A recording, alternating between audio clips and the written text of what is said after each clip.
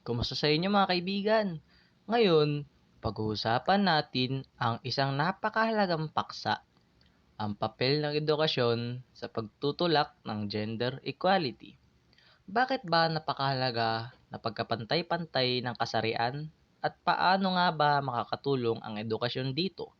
Samahan niyo ako sa paglalakbay na ito at alamin kung paano ang simpleng edukasyon ay nagdudulot ng malawakang pagbabago.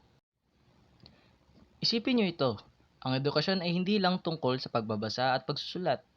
Ito rin ay may kapangyarihang magturo ng respeto at pagkikilala sa karapatan ng bawat isa, babae man o lalaki.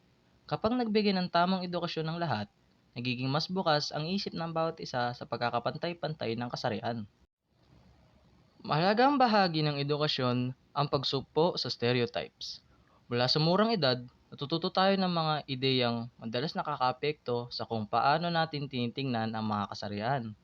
Ngunit sa tamang edukasyon, natututo ang mga kabataan na ang bawat tao may kakayahang magtagumpay sa anumang larangan, anuman ang kanilang kasarian. Ang mga paaralan ay nagsisilbing lugar kung saan natututo ang mga kabataan tungkol sa karapatan at respeto.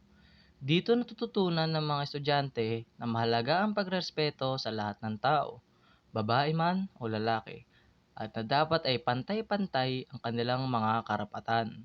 Sa gantong paraan, nagkakaroon ng kultura ng respeto na mahalaga para sa gender equality.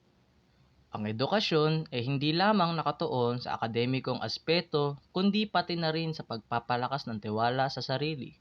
Kapag natutunan ng mga kabataan ang kanilang halaga at kakayahan, nagiging mas handa silang labanan ang diskriminasyon at itaguyod ng pantay na oportunidad sa trabaho at lipunan. At ayun nga po no, sa pagtatapos, naway maging gabay natin ang edukasyon sa pagtutulak ng gender equality.